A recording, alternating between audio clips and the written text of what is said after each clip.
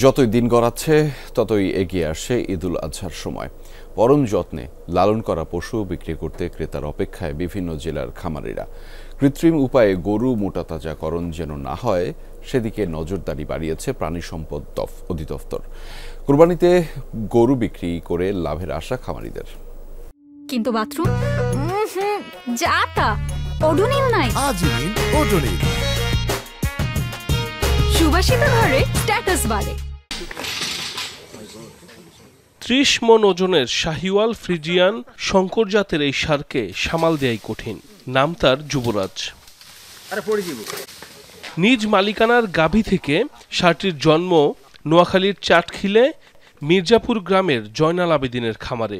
এরপর রাজকীয় যত্নে বড় করে তোলেন যুবরাজকে। গেল বছর ঈদুল আজহায় বিক্রি করতে চাইলেও মায়ায় পড়ে আর ক্রেতার হাতে দিতে পারেননি ৩ বছর বয়সী চটপটে এই ষাঁড়কে।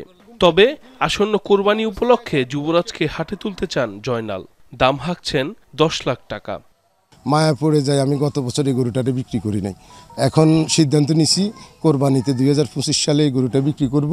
গরুটার উচ্চতা ৬.৫ ফুট, লম্বা আছে ১০.৫ ফুট এবং গরুটার বডি ওজন ১২০০ কেজি। গরুটা আমার দেখা যত গরু দেখছি সবচেয়ে বড় গরু এবং হৃষ্টপুষ্ট। ১০-২০ জনে মিলেও এই গরুটাকে আসলে কন্ট্রোল করা অনেক কঠিন। তবে মালিক জয়নাল ভাই যখন ওর কাছাকাছি আসে তখন ও অত্যন্ত শান্ত হয়ে যায়। চাহিদা বাড়ায় জেলার খামারিরা বড় গরু লালন পালনে ঝুঁকছেন। তাদের প্রতিনিয়ত পরামর্শ দিচ্ছেন প্রাণী সম্পদ কর্মকর্তারা।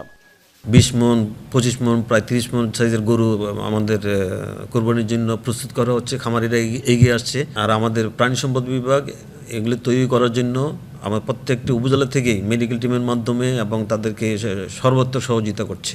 কোরবানি উপলক্ষে পাবনার সাথিয়ায় হলিস্টিয়ান ফ্রিজিয়ান জাতের ২টি গরু পালন করেছেন খামারি আনিসুর রহমান। ৩৪ মণ ওজনের ষাঁড়ের নাম দিয়েছেন কালো মানিক। অন্যটি ৩০ মণ ওজনের ষাঁড়, নাম তার রাজাবাবু। প্রতিদিন দেশি খাবারে মোটা তাজা হচ্ছে গরু দুটি। অনেক আদর যত্ন করে গরু দুটি আমার লালন পালন করা হয়েছে।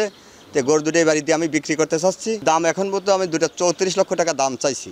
এর মধ্যে দাম দরের মধ্যে হয়ে গেছে, কিছু কম বেশি হলে গরু আমি বিক্রি করে দেবো। কালো মানিক, রাজাবাবু ছাড়াও আনিসুরের খামারে আছে আরও বেশ কিছু বাহারি নাম ও জাতের গরু। প্রতিদিনই এসব গরু দেখতে ভিড় করছেন স্থানীয়রা। গরু দুটা দানাদার খাওয়ানো হয়, পাশাপাশি ফলমূলও খাওয়ানো হয়। আমরা সারা পাবনার জেলায় বেড়াই, গরু দেখি, এদাস ওদাস বেড়াই, কোনো জায়গায় এরকম বড় গরু মেলে নেই।